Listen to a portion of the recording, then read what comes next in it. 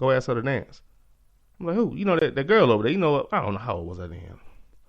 12, 11, 12. 11, 12, maybe 13. But he was telling me to go holler at this chick. And I'm like, why? He said, she eyeballing. You know, you don't peep that when you're younger. But he telling me, hey, man, she like you. Just go over there and holler. And sure enough, she was game. But he was peeping it out. But I couldn't see it. I was a kid. But that's what I mean by, just you a little bit older. You know a few things. You just shoot that game to him and let me sprinkle you with something right quick. You got something going over there.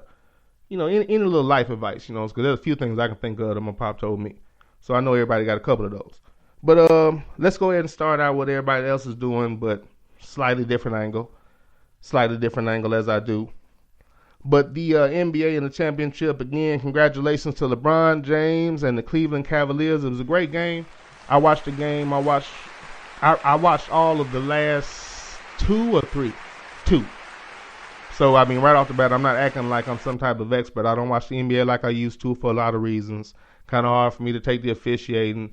Kind of hard for me to take what I consider to be them always pushing the narrative and wanting to create these superstars, which is where I'm going to go first. My whole thing with the Warriors and Steph Curry and just the saturation of coverage is just too much for somebody that's only played for as long as he has. And I think if you watch this series, he's still a very good player, a great player. Well, very good player. He's still a very good player. You know what I'm saying? I have no problem with that. But any talk, and I said this as soon as it started, any talk of greatest all-time anything for anybody that's only been doing it for 2 to 3 years is dumb. And for that statement to be met with opposition, I was shocked that people actually opposed me on that statement and had something to say. I'm like, how can you argue with that? How can you argue? He hasn't even done it for 5 years. And guess what? If you do it for 5, he's still not all-time. It's only 5 damn years, man. I'm telling you, if you keep perspective and think back on careers, so many people have shined for short periods and been great. But you got to look at the whole career. That's neither here nor there. That's kind of part of it, but you got to look at the whole career, man. It was just, to me, the media does this all the time.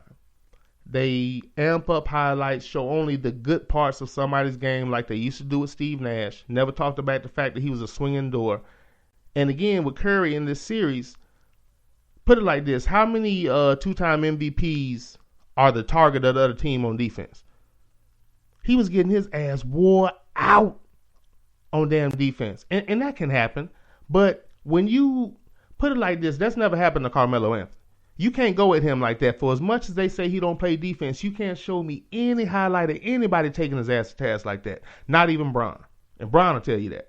Bron gonna score on everybody, but he didn't do him like Kyrie was doing him. Like Kyrie was doing Curry. He put up some resistance. And again, if you watched them early in their careers, plenty of times early in their careers, Melo would stop him on defense, at the end for the clutch. Then he go down there and shoot a jumper in his eye. That's neither here nor there. That's the truth. But I've seen that man play defense, so I always look funny when they always screamed how much he didn't play D. But you want to downplay for somebody like Curry because you like him. And again, this is my issue, and it got exposed. You can't hide the truth, but at every turn when they wanted to say something about his defense or they wanted to hype it up, they just downplay anybody that could score on him, or they're probably going to go with the he's hurt thing, or they talked about his ability to get steals. Which again, I'll make this point again. Allen Iverson led the league in steals for 3 straight years, and they never gave him credit for that as far as being a great defender. But because they like Curry, they gave him credit for that. So again, my whole thing is you really got to pay attention. Obviously, you have to pay attention because a lot of people are on this all-time bandwagon for somebody that's only done it for 3 years, and that's ridiculous. In any sport, for anybody, it's not even a Steph Curry thing. Nobody gets all-time credit when they did it for 3 years. Nobody. And for that to be taken in so easily, man, I thought it was weird.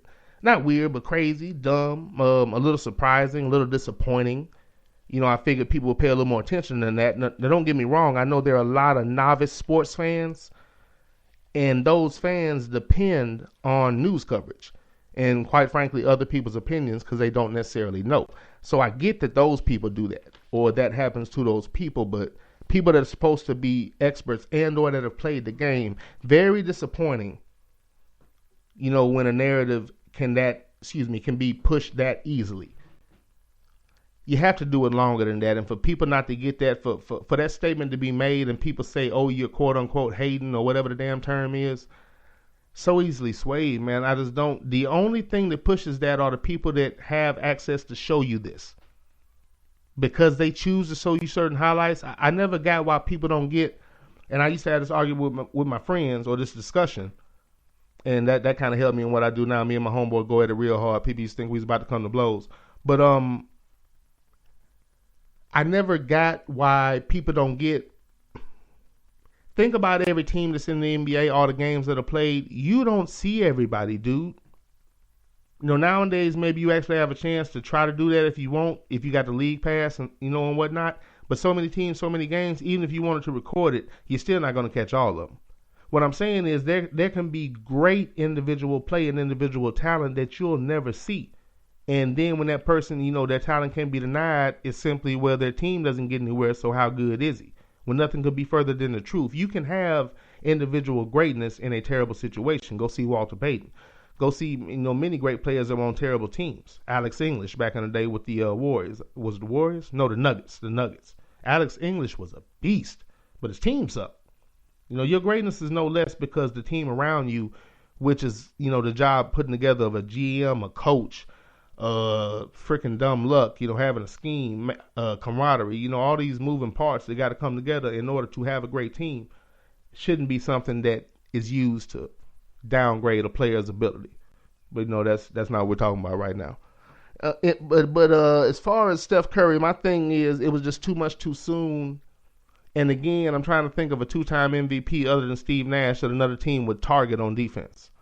So it's, again, what I mean by a manufactured superstar. Not saying this man couldn't play, but way too much for what he had done in the time he had done it in. And then, every time they were talking about their team, they started talking about these stats that were kind of manufactured. Crap I had never heard before, where it sounded like a fucking geometry problem. I'm like, what are all these extra words and these stats? It used to be real simple. I remember when they first, believe it or not, double-double wasn't something that was always said. If you would have said that in the 80s, somebody would look at you like you had 3 eyeballs. The hell you mean double-double? What the fuck is that? They made up that stat in the 90s, I want to say. Late 90s? Maybe it was the 2000s when they made up double-doubles. But that wasn't a stat that was always kept. I remember Charles Barkley, who says a lot of dumb shit. But I remember he did say once that anybody 6'8" or better should get a damn double-double. That shouldn't be a stat. And really, I want to say he said anybody 6, he said really if you're 6'8", but 6'10" or better, you should always have a damn double-double. That's not really an accomplishment, if you stand at 6'10". And I kind of understood him with that premise. If you're 6'10" and aggressive, how do you not have 10 rebounds and 10 points in the course of a game? You should damn near average a double-double. Damn near. Or at least come at least come close. At the very least, you should come close, I would think anyway. But you know how that goes. Okay, wait a minute. Before I go any further, wait a minute. Let me get a couple more things in. I think I got a couple of more people to acknowledge in the chat. Yes, definitely. Chat's a little active. Again, very smart chat room, and we will get to it. But, pardon the pause. But the game itself, man, before I just go any further, my thing with Curry, too much too soon. And I think he was exposed a lot. I guess we're going to hear about him being hurt and whatnot. But, that is what it is. Especially when, if you remember last year. Well, maybe it wasn't last year. There was a clip where Curry, sarcastically was saying, I apologize for playing who was in front of us. I apologize for all the accolades we've gotten. Just being sarcastic, for people criticizing them or whatever. So, I mean, like he said, they didn't have Kyrie Irving last year, and you see what he's doing, right? They didn't have Kevin Love, and I mean, hell, they damn near don't got him now. But you understand my point. They didn't have a full squad, but people want to talk to you about Curry being hurt when Irving wasn't even there, and you watching what he's doing, or what he did. So is that not significant? So, yeah, you played the team that was in front of you, but now when you got the whole squad in front of you, look what they did to you. And okay, my thing with jump shooting, and I said it last year, I said, if you can pull that off, it's a great way to play because, and for those who don't know, I think the NBA has very, very, very crooked officiating. I think it's somewhat by rig. Okay, anything that the outcome is altered by officiating, you can call that rigged. Now, am I saying that, okay, rigged, like, okay, it's rigged to go this way? They try to skew it certain ways sometime. I think, yeah, I do. I watched them do it to Detroit for many years. I watched them do it to Boston when LeBron came about. What they did with Curry is what they did with LeBron when he was young. They had a veteran team like Detroit who had just won the title, had veteran players, and they gave preferential treatment to a young kid who they were trying to hype. And that's the same thing they're doing with Curry in reference to LeBron. LeBron's a vet who's been putting in work and been a great player for years, and they're trying to put somebody ahead of him by stat reaching and showing a lot of highlights and criticizing LeBron's game at every turn, no matter what he does. One of the dumbest criticisms to me is him being criticized for passing the ball or, not shooting it every time. Because if he does that, they call him a Carmelo Anthony and call him a black hole, which I've never agreed with. But when you're passing the ball to a wide open ass man that gets paid to play basketball, that's never a bad play. Now, there's certain situations where you can take shots, sure. But I've seen him do that. There are certain situations where you rather shoot it than pass it, I'm sure. But if you pass the ball to somebody that's wide ass open, I mean, believe it or not, and I know a lot of people are kind of forgetting about this because of the way it's covered, that's actually called basketball. I don't know how they teach it now, but back when they actually taught the sport correctly, passing the ball to the open man is kind of part of the game. Call me crazy. I mean, maybe that shit sounds a little stupid, but that's actually the way you're supposed to play. If you dribble the ball down, two people collapse on you, you're kind of supposed to kick it to the open person. They used to sit your ass on the bench when you didn't. I mean, that's kind of the game of basketball. So it always baffles me how much he gets criticized. But if he was fucking white and he played like that, he would get nothing but praise. There's no colonizer in the history of mankind that could play like LeBron and get criticized for it. They would just talk about how unselfish he is and how he makes everybody better, and that's a true mark of a star. They would never reach to criticize him. They would never do it. Maybe if he wore a Black Lives Matter t-shirt or I Can't Breathe t-shirt, maybe they would. But I digress. Kyrie Irving came up big. I mean, obviously, played unbelievable and obviously was missed last year. Probably because of the injury that happened to Grant Hill, probably the best Duke prospect to come out as far as their production in the NBA. Jay Williams, maybe he would have had a chance if not for the motorcycle accident, but I mean, we'll never know. That's a pie in the sky, as they say. And Grant Hill was definitely on his way to being an all-timer before he got hurt. I actually remember the play. Very awkward and goofy play, man, but he was never the same after that. Maybe he should have sat down and healed properly. I don't know what it was, but he was never the same after that. That man was a player before that. He was definitely a ball player. So because of injuries to those two, Kyrie Irving, hands down at this point, the most productive Duke player to come out of that college. Their players usually don't translate that well. Although Redick and Leitner had solid careers. I think Ferry had a cup of coffee. I mean, but as far as production actually living up to the quote-unquote hype, Kyrie Irving to this point. Grant Hill, honorable mention because he got hurt, and that wasn't necessarily his fault. I think that I'm a person that doesn't criticize people for being hurt, so I think it was fairly obvious Grant Hill was a beast before his injury. Before his injury, that damn dude could play. He kind of gets lost in the shuffle, man, because right before he would have got all his credit, man, he's got that freak injury, so kind of threw him off. LeBron averaged like 30 points, 9 assists, and 11 rebounds in the damn finals and was still receiving criticism, some of the games for not doing enough, for not being aggressive. And I think it's just asinine because when Curry has a bad game, they don't do that. When Curry shoots poorly like he has all finals, they don't tear him up the way they would tell LeBron. Why? Because they were promoting him. That's who they wanted to promote. So they're not going to criticize him. But I tell you something else too. My friend pointed this out to me. Y'all notice how much he turns that damn ball over? Man, he turns that ball over a lot, dude.